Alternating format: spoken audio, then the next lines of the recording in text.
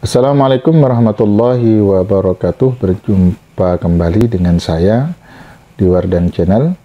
Pada video kali ini kita akan membahas tentang kesalahan kita sebagai peneliti saat membuat rumusan masalah. Apa-apa saja kesalahan kita, nanti kita saksikan setelah video berikut ini.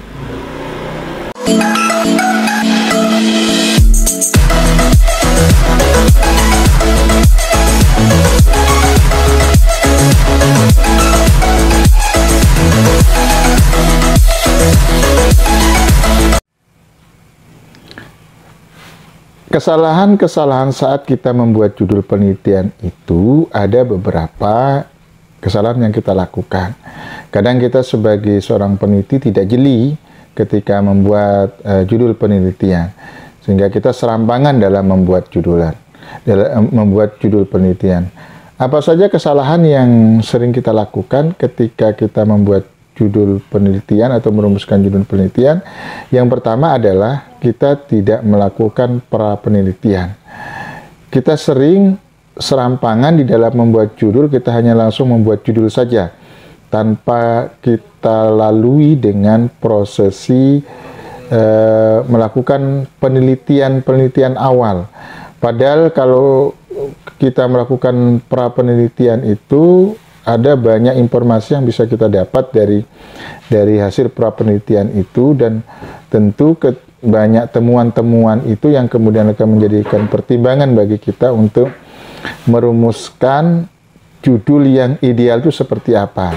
Tapi kalau kita tidak melakukan pra-penelitian, kita akan kesulitan merumuskan judul yang baik. Kita akan tidak punya bahan untuk merumuskan judul kita ini idealnya seperti apa sih bunyi dari judul penelitian kita itu. Karena itu tentu kita sebagai seorang peneliti harus melakukan pra-penelitian sebelum kita melakukan penelitian sesungguhnya, agar kita mampu merumuskan judul penelitian yang baik. Itu kesalahan kita yang pertama. Kita sering tidak melakukan pra-penelitian di dalam merumuskan judul itu. Yang kedua, kesalahan kita dalam saat membuat judul penelitian itu adalah kurang spesifik.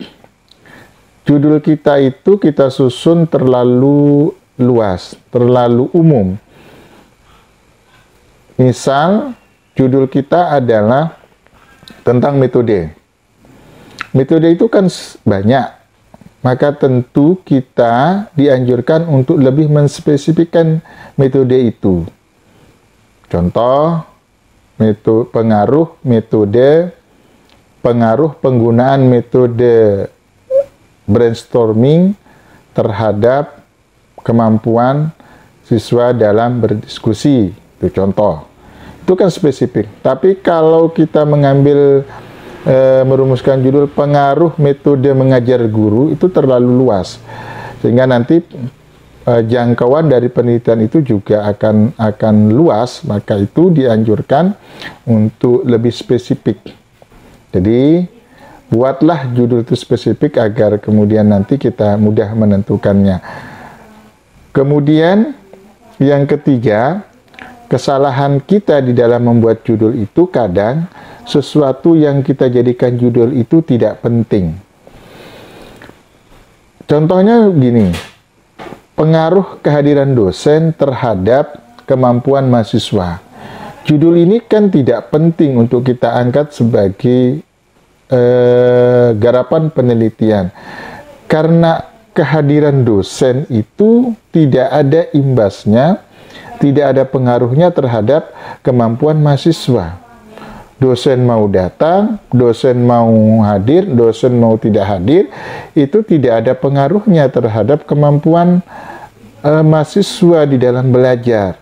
Maka tentu judul ini tidak penting untuk kita angkat, kecuali kalau judulnya kita rubah pengaruh metode mengajar guru atau pengaruh cara mengajar dosen terhadap prestasi. Nah, itu baru bisa penting. Tapi kalau judulnya adalah pengaruh kehadiran dosen terhadap kemampuan mahasiswa, menurut saya tidak begitu penting dan tidak perlu lagi dilanjutkan untuk dijadikan sebagai objek penelitian.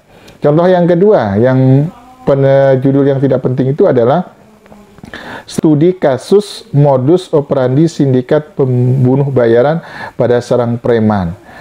Kalau judul ini kita angkat kan sama saja kita bunuh diri. Mau meneliti tentang modus operandi sindikat pembunuhan bayaran, ya sama saja kita bunuh diri, karena judul ini sangat berisiko untuk kemudian kita angkat menjadi penelitian. Karena itu lebih baik tidak usah diangkat menjadi judul penelitian. Sesuatu yang membahayakan diri kita, sesuatu yang membahayakan orang lain, seyogyanya tidak kita angkat menjadi judul penelitian.